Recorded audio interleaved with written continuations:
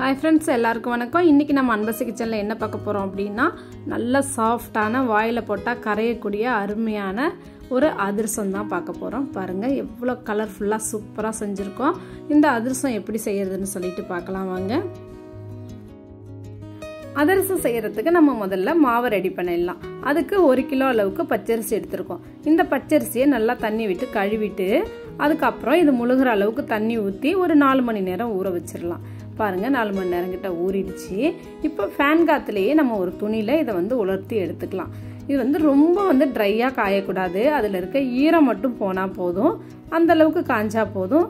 பாருங்க இப்போ இத அப்படியே போட்டுட்டு இப்போ இந்த துணி ஈரத்தை எடுத்துடும். அதுவே போதும். ரொம்ப ட்ரை ஆக வேண்டாம். அதுக்கு அப்புறம் நீங்க மிக்ஸில கூட அரைச்சிக்கலாம். நான் மிஷின்ல கொடுத்து அரைச்சிட்டு வந்திருக்கேன். பாருங்க மிஷின்ல கொடுத்து அரைச்சிட்டு வந்திருக்கேன். இந்த மாவு பாருங்க புடிச்சு பார்த்தா அப்படியே ஈரமா தான் இருக்கு பாருங்க. இப்படி தான் இருக்கணும். அடுத்தது இந்த மாவுக்கு நம்ம பாகு காய்ச்சணும். அதுக்கு 1 கிலோ அரிசிக்கு 3/4 கிலோ வெல்லம் எடுத்திருக்கேன். நம்ம அடுப்புல ஒரு கடாய் வச்சிருக்கோம். கடாய் வச்சுட்டு அதுல இந்த வெல்லத்தை சேர்த்திருக்கோம். இந்த வெல்லத்துக்கு கூட 1 டம்ளர் தண்ணி, அதாவது ஒரு 100 மில்லி அளவுக்கு தண்ணி சேர்த்துக்கலாம். தண்ணி சேர்த்துக்கிட்டு இந்த வெல்லத்தை கரைய விடலாம். இப்போ வெல்லம் கரைஞ்சிக்கிட்டு இருக்கு. நான் கொஞ்சம் சுக்கும் ஏலக்காவும் இடிச்சு வச்சிருக்கேன். அதையும் இது கூட சேர்த்துக்கிறேன். இப்போ சேர்த்துட்டு நல்லா வெல்லம் கரையிற அளவுக்கு நம்ம கொதிக்க விடலாம். இப்போ பாருங்க வெல்லம் நல்லா கரைஞ்சிடுச்சு. இப்போ இதை வடிகட்டி எடுத்துக்கலாம். பாருங்க இப்போ வடிகட்டும் போது எவ்வளோ மண், நம்ம சுக்கெல்லாம் போட்டோம் இல்லையா, அந்த தூசி எல்லாமே வடிகட்டிலே வந்துருச்சு பாருங்க. அவ்வளவுதான். அதுக்கப்புறம் நம்ம கடாயிலேயே இந்த வெள்ளைப்பாக சேர்த்துக்கலாம். சேர்த்துட்டு நல்லா கொதிக்க விடலாம். பாருங்க கொதிச்சு நல்லா நுரைச்சி வந்துட்டு இருக்கு. இந்த டைம்ல நம்ம ஒரு பாத்திரத்துல தண்ணி வச்சுக்கலாம். நான் ஒரு தட்டில் தண்ணி வச்சிருக்கேன் பாருங்க.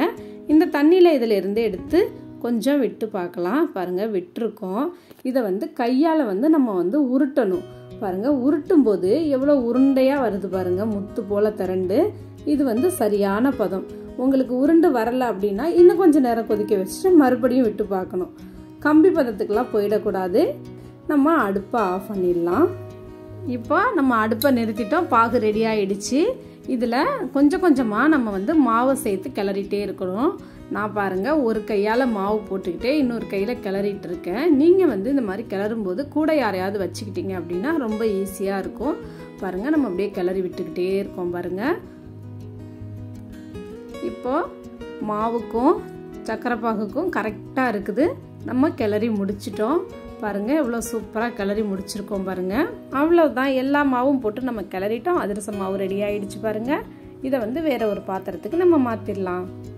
இப்போ வேற ஒரு பாத்திரம் எடுத்துக்கிட்டோம். இப்போ இந்த பாத்திரத்துல நான் அடியில கொஞ்சோண்டு எண்ணெய் தேய்ச்சிக்கிறேன். பாருங்க நான் செக்கில் ஆட்டி எடுத்துட்டு வந்த கடலெண்ணெய் சேர்த்துருக்கேன். கடலெண்ணெயோ நல்லெண்ணெயோ சேர்த்துக்கலாம். ஆனால் ரீஃபைண்ட் ஆயிலெலாம் சேர்த்துடக்கூடாது. இது எவ்வளோ நாள் வச்சாலும் மாவு கெட்டு போகாமல் இருக்கும் அப்படிங்கிறதுக்காக நம்ம இந்த எண்ணெயை பாத்திரத்தில் தடவிருக்கோம். இப்போ இந்த மாவு எல்லாத்தையும் இந்த பாத்திரத்தில் சேர்த்துட்டோம். சேர்த்துட்டு ஒரு கரண்டி வச்சு நல்லா அழுத்தி விட்டுடலாம். இப்போ மாவு கொஞ்சம் லூஸாக இருக்க மாதிரி தான் இருக்கும். பாருங்க கொஞ்சம் நம்ம அமுக்கும் போது தள தளன்னு தெரியுது. ஆனால் நாளைக்கு எடுத்து பார்த்தோம் அப்படின்னா இறுகிடும். இது இப்பவே ஆறிட்டாலே நம்ம சுடலாம். ஆனால் நம்ம நாளைக்கு தான் சுட போகிறோம். இந்த மாவு மேலே ஒரு துணி போட்டுட்டு அது மேலே மூடி வச்சு மூடலாம். ஏன்னா அதுலேருந்து வேர்வை தண்ணி அந்த மாதிரிலாம் வந்துச்சுன்னா அந்த துணி இழுத்துக்கும், திருப்பி மாவுக்கே போகாது. இப்போ ஒரு நாள் ஆயிடுச்சு. அடுத்த நாள் எடுத்து பார்க்கலாம். இங்கே பாருங்க நான் நேற்று நைட்டு வச்சேன். இன்னைக்கு காலையில் எடுத்து பார்க்குறேன். மாவு நல்லா இறுகி டைட்டாக ஆயிடுச்சு. இப்போ அதுலேருந்து எல்லா மாவும் எடுத்துக்கல, நான் பாதி மாவு மட்டும்தான் எடுத்துக்கிறேன். பாருங்கள் இப்போ இதை நல்லா கையால் அழுத்தி பிசையலாம். கையால் அழுத்தி பிசைஞ்சதுக்கப்புறம் மாவு எவ்வளோ சாஃப்ட் ஆயிடுச்சு பாருங்கள். அவ்வளவுதான். இப்போ அதிரசம் தட்டிடலாம். ஒரு சின்ன உருண்டையாக மாவு எடுத்துக்கிறோம். ஒரு இலையில எண்ணெய் தடவி வச்சுருக்கோம். அப்படியே இதை கைகளை கொஞ்சம் கொஞ்சமாக அழுத்தி தட்டிட்டு நடுவில் ஒரு ஓட்டை போட்டுடலாம். ஓட்டை போட்டுட்டு நான் அடுப்பில் எண்ணெய் காய வச்சு வச்சுருக்கேன். அந்த எண்ணெயில் அப்படியே இதை போட்டுடலாம். இப்போ நம்ம தட்டி வச்சிருக்க அதிரசம் எல்லாத்தையுமே அப்படியே எண்ணெய்க்குள்ளே போடலாம். ஒவ்வொன்றா தட்டி தட்டி இது கூட சேர்த்துக்கலாம். பாருங்கள் இது கூட சேர்த்துட்டோம். அப்போ நம்ம தட்டி போடும்போது ஏற்கனவே வெந்திருக்க அதிரசம் வந்து புதுசாக போடுறதுல இடிச்சிச்சுன்னா அதிரசம் வந்து சப்ப சப்பையாக ஆயிக்கும். அதை கொஞ்சம் நவத்தி விட்டுடணும். இப்போ பாருங்கள், நீங்கள் அதிரசம் சுடும்போது இன்னொருத்தர் யாராவது கூட வச்சுக்கோங்க. நான் தனியாக செஞ்சிட்ருக்கேன். இப்போ பாருங்கள், நம்ம எல்லாத்தையுமே நல்லா திருப்பியும் போட்டுட்டோம். இப்போ திருப்பி விட்டு நல்லா வேக விட்டுட்டோம். அதிரசம் நல்லா வெந்துடுச்சு, எண்ணெயெல்லாம் அடங்கிடுச்சு. இப்போ எடுத்துடலாம். எடுக்கும்போதே நீங்கள் கரண்டியில் பாருங்கள் எவ்வளோ சூப்பராக இருக்குன்னு. புசு புசுன்னு சாஃப்டான அதிரசம் வந்து நல்லா ரெடி ஆயிடுச்சு.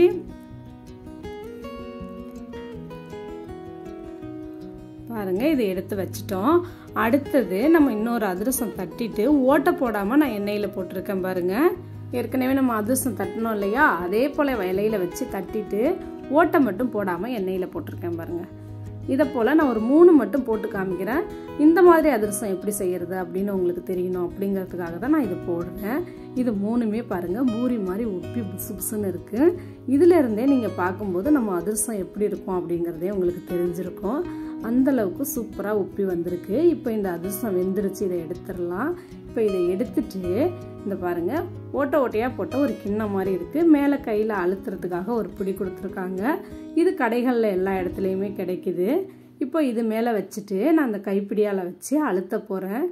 பாருங்கள், வச்சுட்டு இதை வந்து அழுத்துறோம் பாருங்கள்.